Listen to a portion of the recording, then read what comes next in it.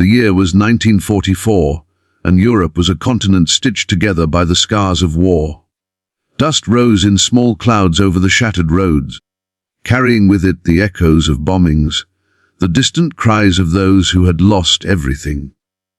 In the fading light of a late afternoon, a group of women approached the gates of an Allied prisoner of war camp, their figures thin, their uniforms ragged, and their eyes hollowed by months of hunger, fear, and uncertainty. These were the Italian women who had endured the unimaginable. The relentless march of war, the silence of loved ones lost, the gnawing emptiness of starvation. Inside the camp, the scent of fresh bread, rich stews, and simmering vegetables wound through the air like an invitation from another world. The women hesitated at the threshold, their hands trembling not from cold, but from a disbelieving hope. Could this be real? Could there truly be a place where kindness outshone cruelty, where a plate of food could carry with it the warmth of human compassion? Their eyes met the smiles of the soldiers, the gentle gestures guiding them to long tables piled with steaming bowls and freshly baked bread. And then, before they even lifted a spoon, the tears came, silent, unstoppable, a torrent born not of sorrow, but of relief, of gratitude, of a fragile, almost forbidden joy. The world they had known had been one of suffering, but here, for the first time in months, they tasted not war. The first bites were tentative, almost ritualistic, as if each morsel carried the weight of survival itself. The women approached the long wooden tables with hesitation, their feet dragging slightly in the dusty camp yard, as if the weight of months of hunger and exhaustion had lodged itself firmly in their limbs. Each step was careful, measured, almost reverent. The air inside the hall smelled like a dream, warm, earthy, and rich with the scent of fresh bread, steaming vegetables, and thick, hearty stew. It was an aroma so alien to them, yet so atchingly familiar, that a tremor ran through their bodies, pulling at nerves long dormant from deprivation. They froze for a moment at the threshold, glancing at one another with eyes wide and wary, not yet willing to believe that this simple abundance could be real, that it could be theirs. Their uniforms hung loosely, faded olive and grey cloth that had long forgotten the comfort of proper fit, or the pride of neatness. Some collars were frayed, buttons missing. The women's hands were pale, knuckles whitened from gripping whatever they could during forced marches or labor, or from simply holding themselves steady in the face of hunger. They reached the tables slowly, hesitant to touch the bowls as if the very act of placing a hand on the rim might shatter the fragile illusion before them. And yet, the soldiers waited patiently, smiles gentle, hands open, gestures kind, silent yet insistent in their reassurance. There was no rush here, no barking command, no harshness to break the fragile tension. Only an invitation to partake in something so basic, so human, that it felt like stepping into another world entirely. Some women leaned closer to the bowls, noses hovering above the rising steam, inhaling the aroma with a hunger that had nothing to do with empty stomachs alone. Memories flooded back, sharp and sweet. The scent of tomatoes simmering in a family kitchen, the crust of warm bread pulled fresh from an oven, the sound of spoons clinking gently against bowls during a quiet meal at home. And then, as if the floodgates had opened, a tremor ran through hands and shoulders, small gasps escaping lips that had long forgotten the simple act of savoring food. A young woman with eyes dark and wide traced her fingers along the rim of her bowl, trembling as she tried to steady herself. Her companions reached for her arm instinctively, hands brushing in quiet solidarity, sharing the weight of disbelief that such generosity could exist. As the first spoonfuls were lifted, they were handled almost ceremoniously, brought slowly to lips, paused in mid-air as though the act of eating itself needed permission from some higher, unseen authority. When the soup finally touched the tongue, the reaction was immediate. A gasp, a catch of breath, the sudden tremor of shoulders as tears pricked the corners of eyes long dulled by hunger. The taste was overwhelming, a combination of richness, warmth, and nourishment that went beyond simple sustenance. It was as if each bite contained not only flavor but also hope, care, and a sense of being seen and valued, a human acknowledgement long denied by the world outside these camp gates. Women exchanged glances, some laughing softly through their tears, some simply letting their heads drop forward for a brief moment of relief, the simple pleasure of fullness washing over them in waves. The scene was almost surreal. Hands that had once gripped rifles or clutched meager rations now held spoons with trembling reverence. Eyes that had scanned the horizon for danger, that had measured every crumb, every morsel, now lingered on bowls overflowing with nourishment, on the careful arrangement of food that spoke of planning, care, and attention. Each woman's internal struggle was visible in the tension of her shoulders, the hesitance in her gaze. Could she allow herself to eat freely, to enjoy the moment without fear, without guilt, without the lurking shadow of deprivation reminding her of every empty day that had come before? Slowly, piece by piece, bite by bite, the walls of skepticism and disbelief began to crumble. The women's senses were awash. The warmth of the soup seemed to seep into their fingers, their arms, their chests, radiating outward, touching some hidden corner of the spirit that had been buried under months of suffering. The smell of bread, soft and slightly sweet, reminded them of small kitchens from another life, of childhood and family, of moments so ordinary that they had once been taken for granted, and the sound, the quiet clinking of spoons, the soft murmur of conversation, the subtle encouragement in the soldiers' voices, wrapped around them like a cloak, protective, comforting, almost sacred. Every detail was amplified by their heightened awareness, the prolonged hunger making each sensory experience sharper, more profound. Some of the women found themselves unable to look away from the meals, eyes tracing the steam rising from bowls, lips moving slightly as if tasting with their memory before tasting with their mouth. Others were compelled to glance at the soldiers, searching their faces for any sign of jest, cruelty, or mockery, unable to yet reconcile the kindness before them with the world they had known. And as they watched, a subtle shift occurred. Shoulders relaxed incrementally, eyes softened. The sharp edges of doubt and suspicion began to blur, replaced by an almost fragile trust, an acknowledgement that here, for a brief moment, they were allowed to simply be human. The environment itself seemed to conspire in the creation of this fragile miracle. Sunlight filtered through the high windows, falling in warm streaks across the polished wooden floors and illuminating the steam rising from the tables.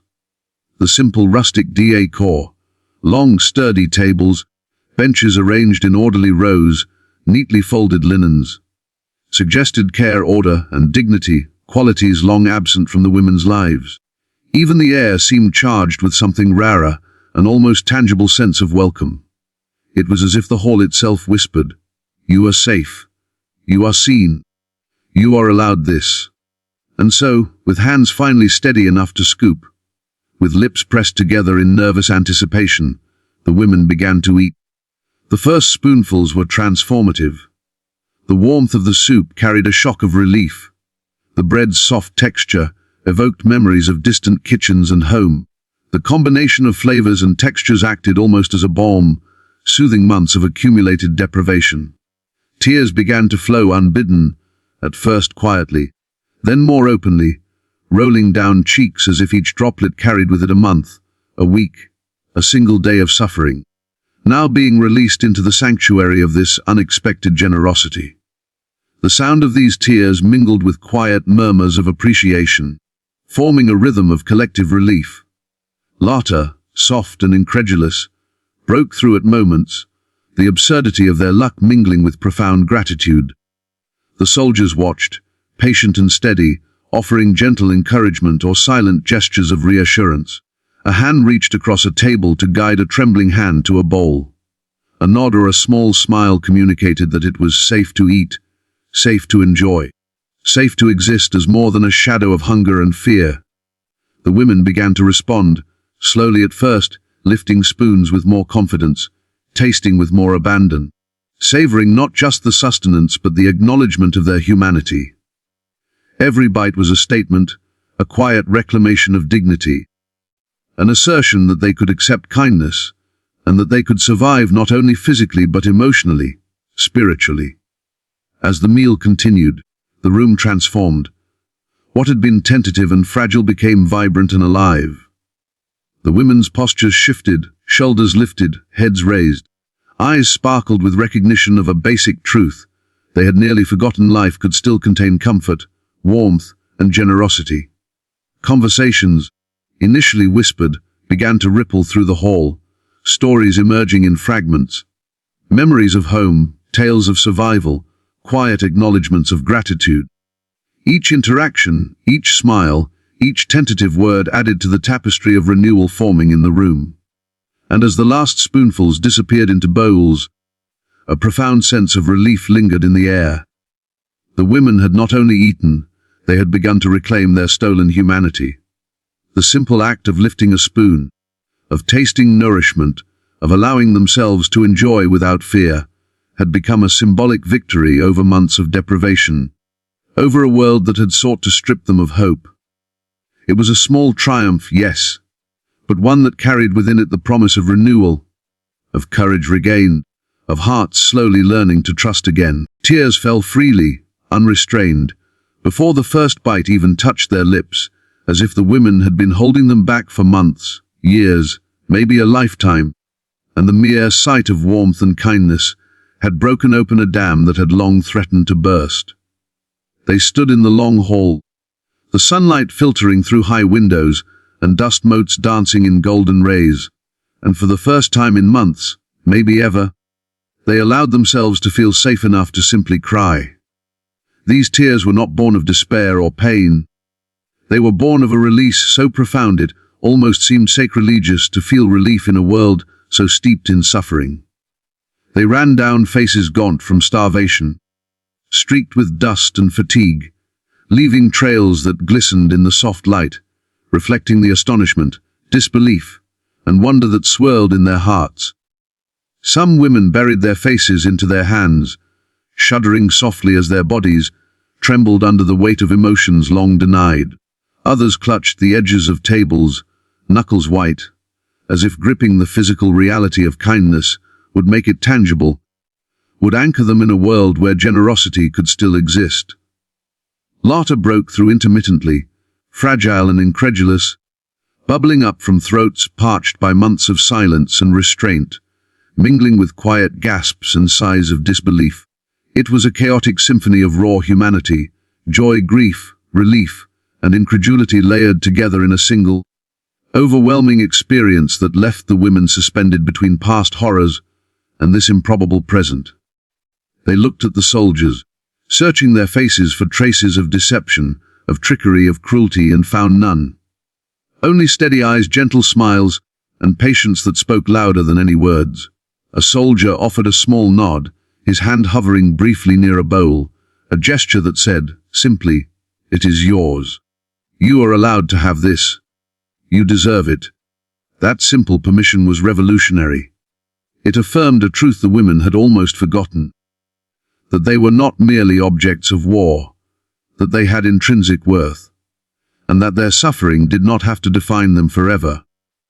Each tear that fell seemed to cleanse some invisible wound, the act of crying itself a quiet rebellion against a world that had demanded they suppress their pain, their hunger, their very existence. Some of the women had never before allowed themselves to eat in the presence of others without fear. In camps under enemy rule, every morsel had been measured, every bite scrutinized, every plate a test of obedience or endurance. Now, they reached for food with hands that shook not from hunger alone, but from disbelief. The act of eating without fear, without suspicion, without the shadow of punishment looming overhead, became a sacred ritual. Bread was broken slowly, soups were sipped with reverence, and every movement, the lifting of a spoon, the tilt of a bowl, carried a weight of almost spiritual significance. They were reclaiming not only their bodies but their spirits, asserting that they could exist as human beings worthy of care, kindness, and nourishment. As tears continued to flow, connections began to form, subtle and delicate, like threads weaving themselves into an invisible tapestry.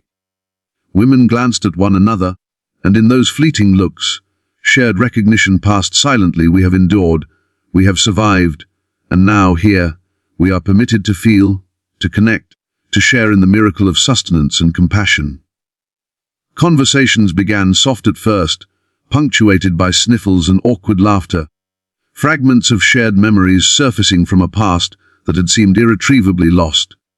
One woman spoke quietly about a childhood meal, the aroma of tomatoes and garlic simmering on a stove in a kitchen, now consumed by war.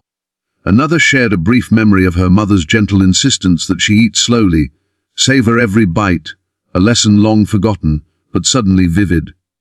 These stories, small and fragile, acted like bridges between the women, linking them through shared humanity and collective recognition that life, despite its cruelty, could still offer moments of tenderness. The hall itself seemed to respond to their vulnerability, echoing with soft murmurs, the clinking of spoons against bowls, and the occasional quiet laughter that managed to rise above the weight of exhaustion and disbelief. Sunlight caught in the rising steam of the soup, turning each bowl into a small, glowing symbol of warmth and care. Shadows danced across the walls, elongating figures in ways that made the space feel almost otherworldly, suspended between memory and reality. The women began to lean toward one another instinctively, offering hands, a reassuring touch on an arm, a shared glance. Each gesture a quiet testament to a collective understanding that here, for the first time in a long time, they were safe to feel, safe to express, and safe to connect. It was not just the food that moved them. It was the care behind it. Each steaming bowl had been prepared with intention, each loaf of bread baked to warmth and perfection, each gesture from the soldiers calibrated to make the women feel seen and valued. For months, if not years, they had been deprived not only of nourishment, but of acknowledgement, of kindness, of the simplest signals that their existence mattered. Now, with each spoonful, each shared glance, each gentle touch, they began to reclaim those fragments of humanity that had been chipped away by the relentless machinery of war. The hall was transformed into a sanctuary, a fragile bubble in which the women could rediscover the quiet, simple dignity of being cared for. Some women laughed quietly through tears, astonished by their own audacity, incredulous that such kindness could exist after the world had offered so little but deprivation and fear.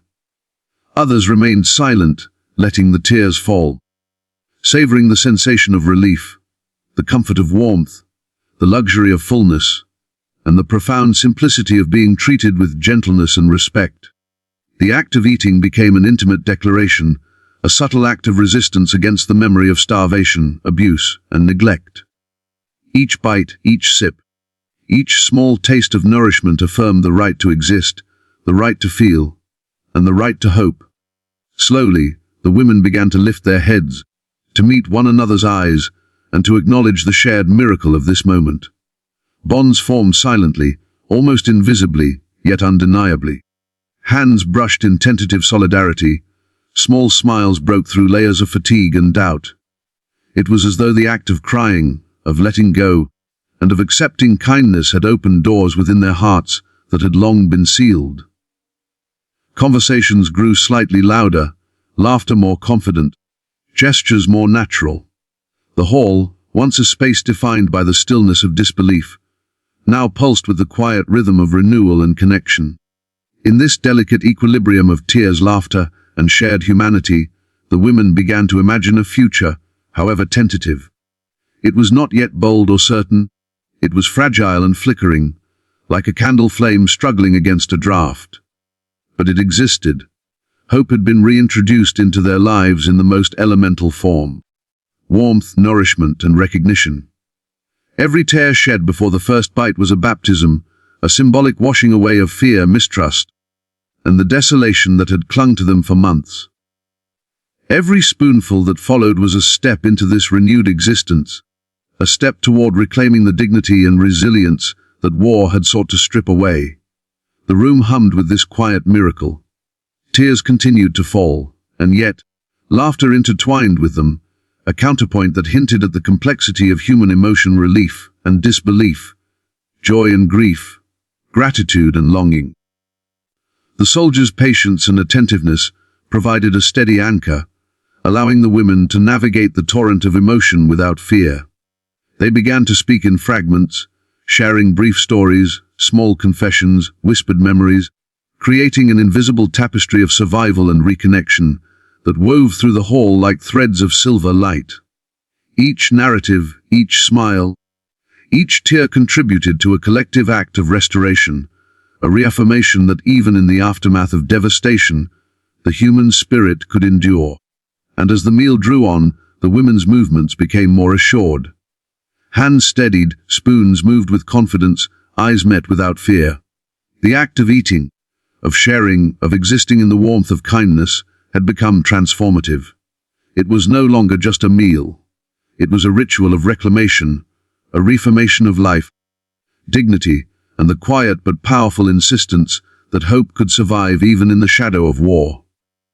Each tear shed before the first bite had been a declaration, and each subsequent mouthful was an affirmation that they were seen, they were valued, and they were allowed, finally, to exist fully, if only for this fleeting, miraculous moment. By the time the plates were emptied, the women had begun to shed not only tears, but also the invisible weight of despair that had clung to their shoulders for months, even years. It was as though the act of eating, so simple yet so profound, had become a ceremony of renewal, a reclamation of what had been stripped from them by war and cruelty. Their eyes, once hollow and haunted, now glimmered with cautious optimism, reflecting a light that had not been present in their faces for what felt like a lifetime. There was a softness in their expressions, a tentative ease in their postures, as if the very act of being allowed to exist in a space of care and abundance had lifted some invisible burden from their shoulders. The weight of hunger, fear, and forced submission, which had defined their every thought and movement, seemed to lessen with each morsel, each sip, each comforting gesture from the soldiers around them. The hall, once quiet and tense with the disbelief of unexpected kindness, now hummed with life. Soft conversations began to ripple through the room, hesitant at first, then gradually gaining confidence.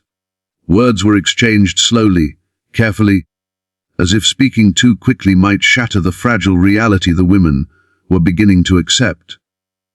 Some spoke of meals they remembered from childhood, the aromas of garlic, tomatoes, fresh herbs lingering in their minds like ghosts of another life.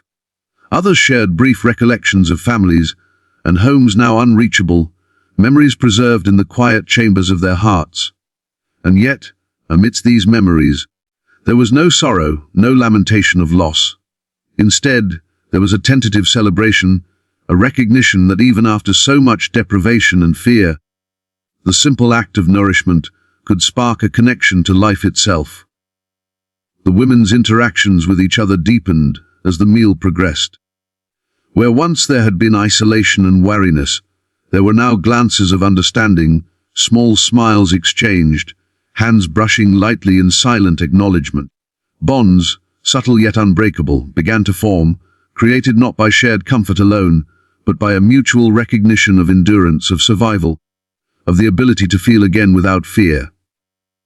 Some began to lean closer to whisper softly to their neighbors, offering words of encouragement or sharing fragmented stories of their journeys through despair and deprivation. Others simply watched, absorbing the scene around them with a mix of wonder and disbelief, their hearts tentative but slowly opening to the idea that there could be a future, however fragile, however uncertain, that included kindness, warmth, and human connection. The soldiers, ever patient, moved quietly among the tables, offering gentle smiles, nods, and unobtrusive gestures of encouragement. There were no orders shouted, no commands barked, no hurried movements to dictate the pace. Each action, each glance, each unspoken permission communicated a profound message. Here, in this hall, you are safe. Here you may exist fully as yourself. Here, there is no need to suppress tears, laughter, or any other expression of humanity. The women responded instinctively, their movements becoming more fluid, their hands more confident, their gestures more natural. The act of eating, once mechanical and fraught with caution, became deliberate and meaningful, a ritual through which they reclaimed not only their physical sustenance, but also their dignity, their spirit, their capacity to hope. As the meal neared its end, subtle shifts in the atmosphere of the hall became apparent. There was a warmth in the air that transcended the steam rising from bowls of stew and loaves of bread. It was a warmth born of connection, shared experience, and recognition of both suffering and resilience, of hardship endured and courage maintained. The women began to raise their heads higher, to meet each other's eyes without the lingering suspicion and fear that had once defined every interaction. They laughed more freely, softly at first, then with a growing confidence, the sound delicate yet insistent, echoing gently off the walls. Some reached across tables to offer a hand, a reassuring touch, or a shared smile, gestures that conveyed what words could not. You are not alone. You are valued, and you are allowed to feel joy. The act of eating together became more than sustenance. It was a reclaiming of human dignity. Each bite, each sip, each shared glance was a reaffirmation of life in its most fundamental sense. The women began to notice the textures and flavors of the food with an intensity that spoke not merely to hunger, but to a long-dormant capacity for appreciation. Bread was torn slowly, its warmth and softness savored. Soup was sipped with care, each taste resonating with the comfort and nourishment that had long been absent from their lives. Even the smallest details, the gentle placement of a bowl, the soft clink of a spoon, carried significance, reminders that they were allowed to exist in a world that acknowledged their humanity rather than ignoring or punishing it. Through these shared moments, subtle transformations occurred. Where there had been rigidity in posture, there was now a gentle fluidity. Where there had been hollow eyes, there was now light and reflection. Where there had been silence and hesitation, there were tentative conversations, laughter, and stories being shared in fragments that hinted at the rebuilding of trust. The women were discovering, slowly and cautiously, that they could exist within this space as full human beings, with thoughts, feelings, and desires that were recognized and respected. The hall had become a sanctuary, a temporary refuge from the relentless pressures of the outside world, a place where they could breathe, feel, and simply be. The lingering impact of nourishment extended beyond the physical. Each bite carried with it an affirmation of their worth, a quiet yet powerful statement that they were valued not merely as prisoners, but as people. The soldiers' patience and attentiveness had created a climate in which the women could explore emotions that had been suppressed for months or even years. Relief, gratitude, wonder, and hope began to weave through the room, subtle threads that intertwined to form a delicate tapestry of emotional restoration. The women responded in kind, their actions, expressions, and interactions reflecting a growing recognition of self, worth, and human connection. By the end of the meal, the hall was alive in a way that transcended simple physical nourishment. It was alive with the intangible, yet palpable sense of renewal. Bonds had been forged. Trust had begun to re-emerge, and hope, fragile but insistent, had taken root. The women had begun to reclaim not only the sustenance of the body, but also the sustenance of the soul, a reclamation achieved through the simple yet profound act of being seen, acknowledged, and cared for. There was no need for ceremony beyond the meal itself.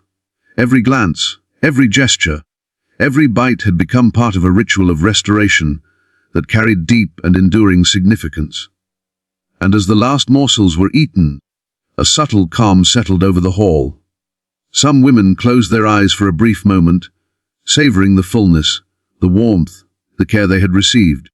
Others exchanged looks, soft smiles, and gentle touches, silent acknowledgements of shared experience and collective endurance. Conversations, now flowing more freely, reflected a new openness, a willingness to share, to connect, to embrace the fragile optimism that had been restored. Each interaction, each laugh, each tear, and each gesture contributed to the quiet reconstruction of lives once overshadowed by fear, deprivation, and uncertainty. The meal, simple as it had been, had transformed into an act of profound humanity. Through the sharing of food, through the careful attentiveness of those providing it, and through the women's own courage in accepting it, a sanctuary had been created. It was a place where dignity could be reclaimed, where hope could flourish, where hearts could begin to mend. By the end, the women were no longer merely surviving, they were beginning, cautiously, to live. The full significance of the moment would resonate with them long after the hall had emptied. The bowls had been cleared, and the steam had dissipated. This simple act of nourishment, combined with patience, care, and respect, had provided something far greater than food. It had offered a path toward restoration, toward connection, and toward the fragile, luminous spark of hope that could endure even in the darkest of times.